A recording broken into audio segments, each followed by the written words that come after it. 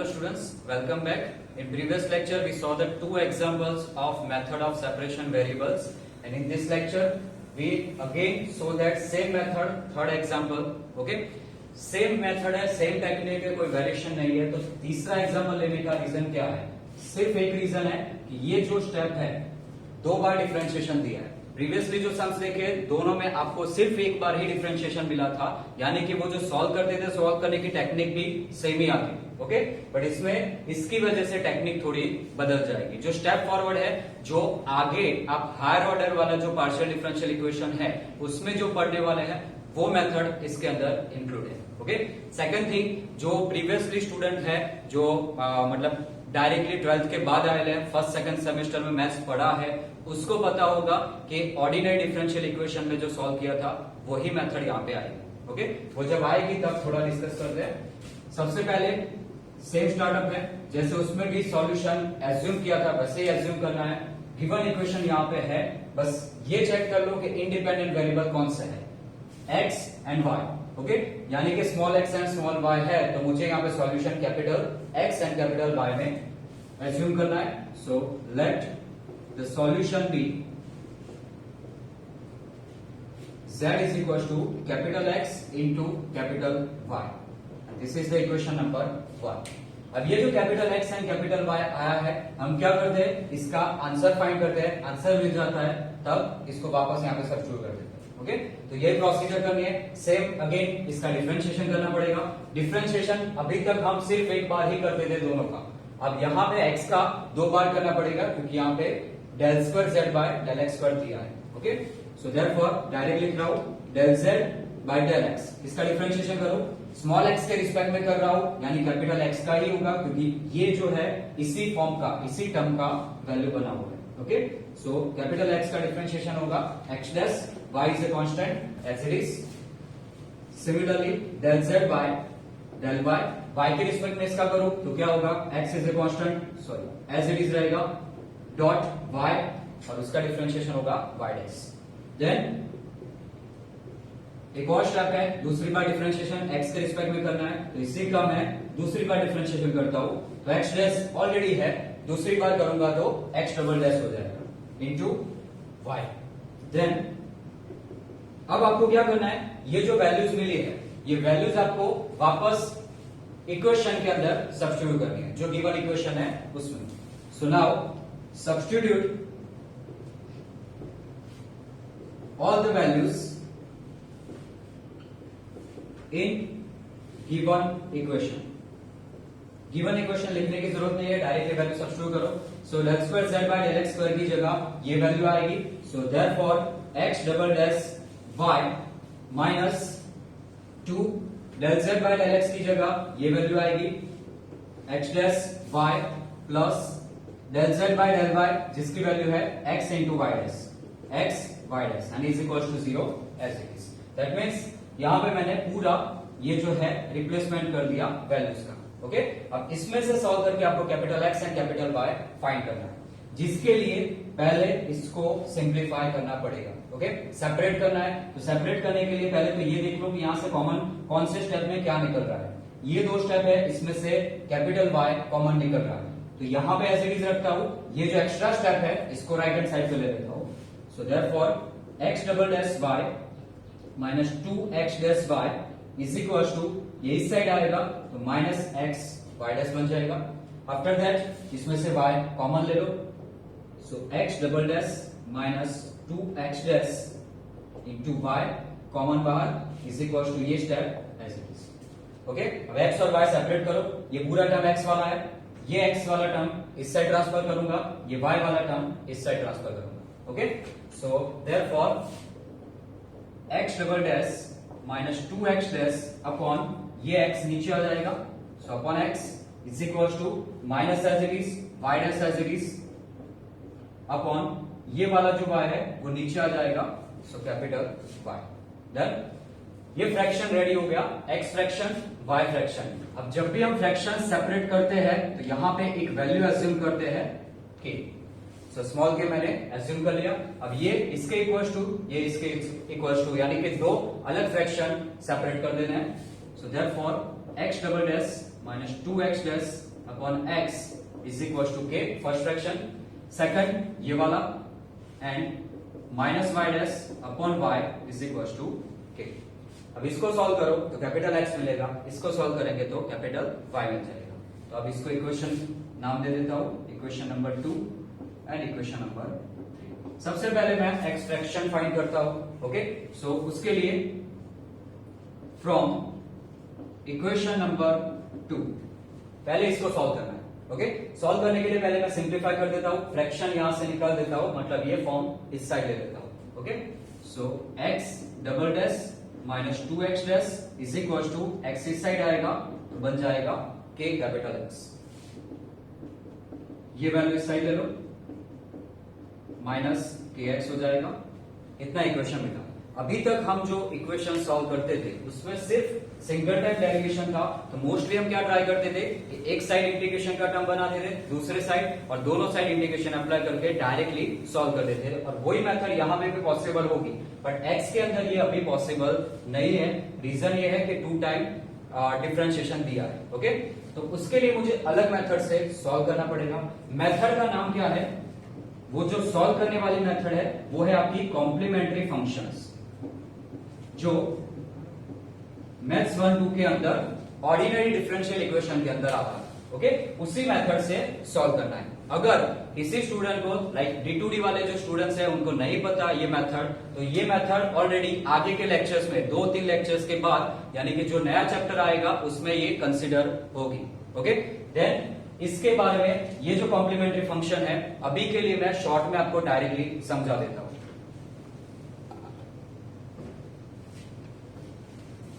सीधा क्या रखना है? पहली बात, अभी ये जो यहाँ पे x डबल डैश दिया है और ये x डैश दिया है, ये 2 टाइम डिफरेंशिएशन है। 2 टाइम डिफरेंशिएशन हम पार्शियल में कैसे लिखते हैं? Del square by del X square. किसका कर रहा हूं? कैपिटल X का। तो इतना इसका नोटेशन होता है। ओके, अब यहाँ पे जो ऑक्सिलरी इक्वेशन यूज करना है तो उसके लिए हम इसको भी एक और नोटेशन के तरीके से यूज करते हैं, del square by del X square. उसको क्या लिखेंगे हम? Capital D square. वैसे तो नोटेशन के अंदर सिर्फ डेल बाय डेल एक्स की जगह हम कैपिटल डी लेते हैं, बट यहाँ पे 2 टाइम डिफरेंशिएशन है तो इसकी वजह से यहाँ पे डी स्क्वायर आ गया, और ये जो x है वो एज इट इज रहेगा। ओके, सेम वैसे ही एक्स प्लस में क्या होगा? तो डेल बाय डेल एक्स किसका करना है? कैपिटल एक्स का, तो ये आ गया। डेल बाय डेल एक्स को मैं क्या लिखूंगा? Capital D. ये जो एक्स है as it is. Okay, that means कि मैंने इसकी वैल्यू एक अलग फॉर्म में ऐसे बनाई है और इसकी वैल्यू अलग फॉर्म में इस तरीके से बनाई। ओके, ये वैल्यू यहाँ पे रिप्लेस कर दो। So therefore D square X minus 2 X dash की जगह capital D X and minus K X as it is equal to 0। सब में से एक्स कॉमन ले लो। So D square minus 2d minus K and X common. अब ये जो यहां पे ये वैल्यू मिली that is auxiliary equation. Okay, जो कॉम्प्लीमेंट्री फंक्शन में करते हैं वैसे ही। तो अब ये ऑक्सिलरी इक्वेशन सॉल्व करना है और वहां से आपको रूट मिलेगा। सो अभी सिर्फ मुझे ऑक्सिलरी इक्वेशन चाहिए, यानी ये जो है यही इक्वेशन कंसीडर करना है। डी की जगह मैं m एज्यूम कर लेता हूं। So m square minus 2m minus k is equal to auxiliary equation always क्या होता है? ये जो इक्वेशन होता है इज इक्वल टू 0। ऐसा नहीं है कि यहाँ पे 0 दिया है इसलिए मैंने 0 लिया है। ऑक्सिलरी इक्वेशन का फॉर्म वही है। जब ये आप ऑक्सिलरी इक्वेशन बनाते हो, यहाँ पे d वाला फॉर्म था, तो ये जो f ऑफ d यानी d वाला जो इक्वेशन है इज इक्वल टू 0 होता है। ओके, तो ऑलवेज यहाँ पे 0 ही लेना है और ऑक्सिलरी इक्वेशन के अलावा जो भी टर्म्स है वो इग्नोर करना है। ओके, बट सॉल्व करने के लिए, रूट्स फाइंड करने के लिए मैंने यहाँ पे m एज्यूम किया है क्योंकि यहाँ पे वैल्यूज मिलेगी। अब इसको सॉल्व करना है। सॉल्व करने के 2 मेथड है। पहली फैक्टराइजेशन, जो यहाँ पे पॉसिबल नहीं होगी क्योंकि यहाँ पे स्मॉल k दिया है, k की वैल्यू मुझे पता नहीं है। ओके, तो मैं फैक्टर यहाँ पे नहीं बना पाऊंगा, तो आपको b स्क्वायर माइनस 4ac से सॉल्व करना पड़ेगा। तो उसका फॉर्मूला लिखते हैं, माइनस बी प्लस और minus under root B square minus 4ac upon 2b। Okay, ABC क्या है? तो a मतलब m स्क्वायर के आगे की वैल्यू, ओके, b मतलब m के आगे की value and c is a constant. ये पूरा जो पार्ट है वो विथ माइनस कंसीडर करना है। सो वैल्यू सब्स्टिट्यूट करो। माइनस b की जगह माइनस 2 आएगा, सो -2 प्लस और माइनस अंडर रूट बी की जगह अगेन सेम वैल्यू -2 का whole square minus four A की वैल्यू क्या है यहां पे जो है दैट इज 1, कुछ भी नहीं दिया तो सी कांस्टेंट का पूरा part minus K upon 2a, A की value again same to same 1। Simplify करो, माइनस माइनस एक तो प्लस हो जाएगा, 2 प्लस और माइनस, इसको सॉल्व करो तो माइनस का स्क्वायर पहले तो प्लस हो जाएगा, 2 का स्क्वायर होगा for minus minus plus 4 into के, फॉर के यानी प्लस फॉर के अपॉन 2। यहां से फॉर दोनों में से कॉमन निकलेगा, अंडर रूट है, अंडर रूट के बाहर होगा तो वो क्या बन जाएगा 2 बन जाएगा, तो फॉर के बाहर अंडर रूट आएगा, अंडर रूट के बाहर निकलेगा तो क्या बन जाएगा 2, यानी यहां पे 2 आगे आ जाएगा।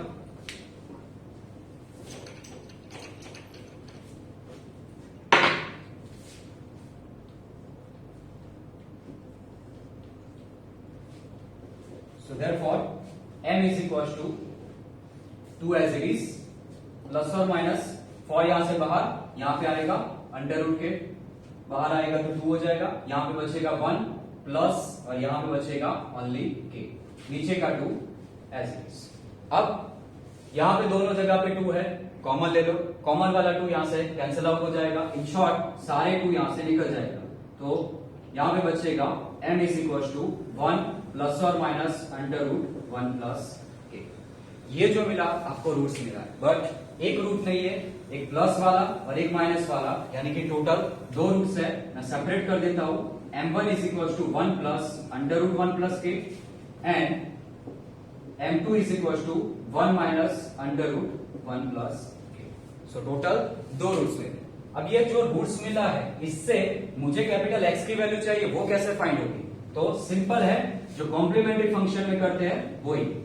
ओके, तो कॉम्प्लीमेंट्री फंक्शन इसके ऊपर से मिल जाएगा, कॉम्प्लीमेंट्री फंक्शन और पीआई ये दोनों को मिला दूं तो आपका जो मेन वेरिएबल जिसकी वैल्यू चाहिए यहां पे क्या है x, उसकी वैल्यू मिलती है। ओके, यहां पे राइट हैंड साइड ऑलरेडी 0 है तो पीआई ऑटोमेटिकली 0 हो जाएगा। सो आपको सिर्फ सीएफ की वैल्यू फाइंड करनी है, वही आपकी वैल्यू कौन सी होगी? Capital x. तो सीएफ फाइंड करते हैं। अब सीएफ फाइंड करने का मेथड अगेन रिपीट कर देता हूं मैं। सिंपल क्या था, अगर मेरे पास m1 की वैल्यू 2 है, m2 की वैल्यू 3 है, तो आपका सीएफ क्या बनता है? CF is equal to c1 e raise to, ये जो फर्स्ट रूट है 2 इंटू एक्स, ये वेरिएबल वही कंसीडर होगा जिसकी वैल्यू फाइंड करनी है वो। Then the c2 e raise to, यहां पे क्या है 3, तो दूसरा रूट इंटू एक्स, यानी जितने भी रूट्स है वो आपको e की पावर में x के साथ कंसीडर करना है। ओके, तो आपको CF मिल जाएगा। यही मेथड यहां पे अप्लाई करनी है, एक बार इसके लिए और दूसरी बार इसके लिए।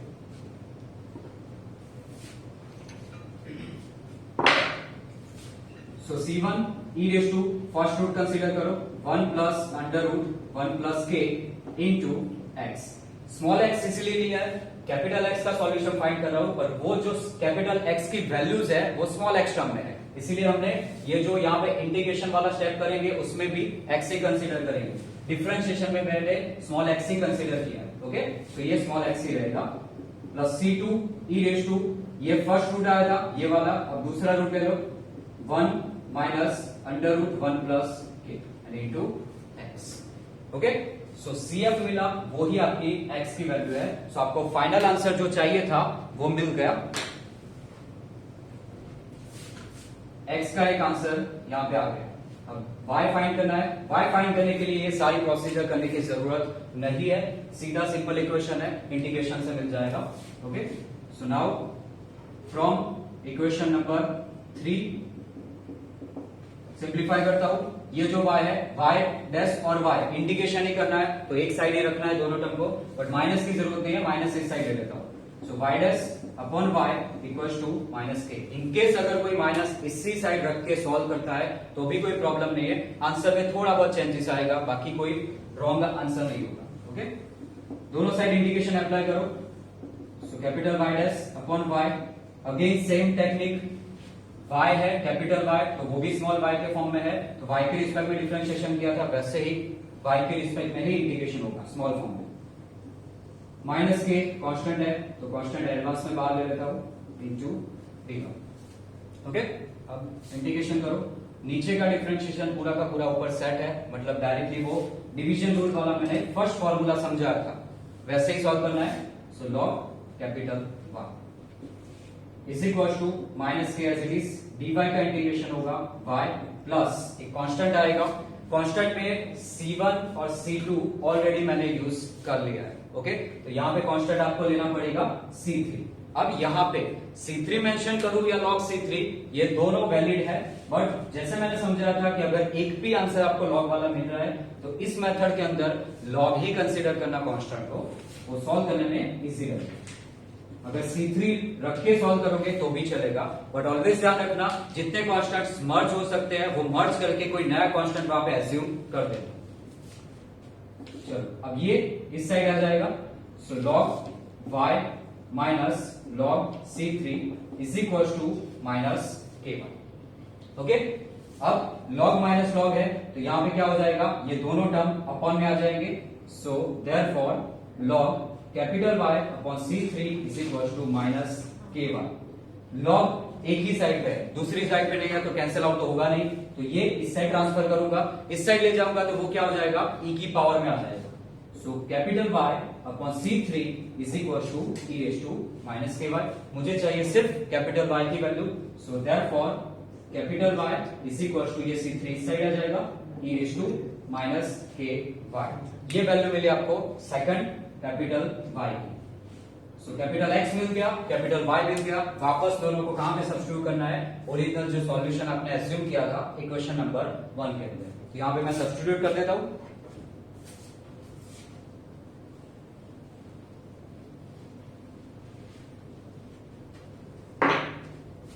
सो इक्वेशन 1 चल रहा था, so from equation 1 value substitute कर दो, z is equal to capital X, तो सबसे पहले ये पूरा कैपिटल X आएगा, ये लिखो। So C1 e raise to 1 plus under root 1 plus K into X plus C2 e raise to 1 minus under root 1 plus K into X। ये एक सॉल्यूशन आया इंटू X वाला। ओके, अब दूसरा है Y वाला, तो ये सॉल्यूशन आएगा, बट ध्यान रखना इनटू में ही कंसीडर करना। वैसे तो आप पेज में सॉल्व करोगे आपके पास पूरा इक्वेशन होगा z is equal to x into Y वाला, जो मैंने यहाँ पे रफ कर दिया।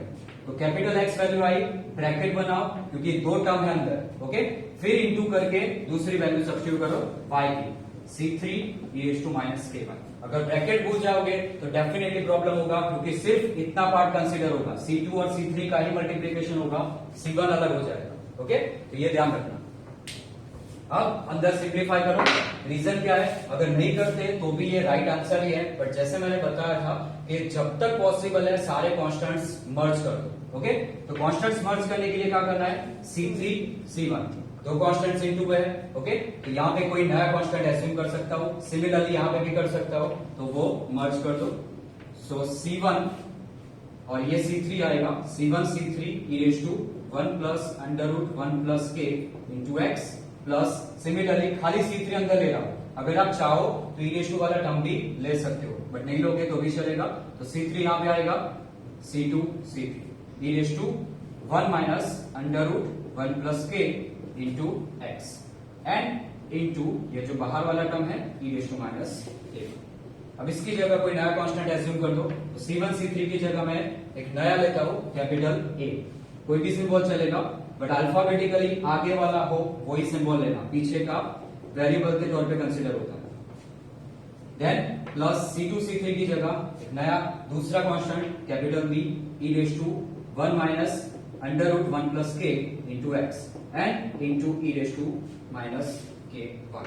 अब ये जो आपने एज्यूम किया है वो यहाँ पे मेंशन कर दो।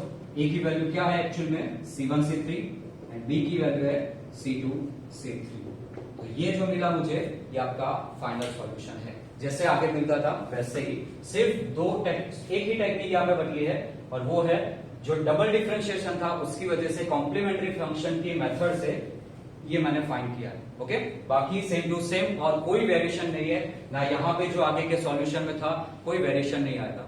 ऑलवेज याद रखना सेपरेशन वेरिएबल की मेथड सेम ही है, सिर्फ फर्क पड़ता है x और y की वैल्यू जो फाइंड करते हैं उसमें। अगर सिंगल टाइम डिफरेंशिएशन है तो ऑलवेज सिर्फ इंटीग्रेशन से, जैसे इसमें मिला डायरेक्टली ऐसे मिल जाएगा। बट अगर इन केस वो नहीं मिलता, डबल डिफरेंशिएशन है, तब आपको ये कॉम्प्लीमेंट्री फंक्शन की मेथड की जरूरत पड़ेगी, बाकी किसी केस में जरूरत नहीं पड़ेगा।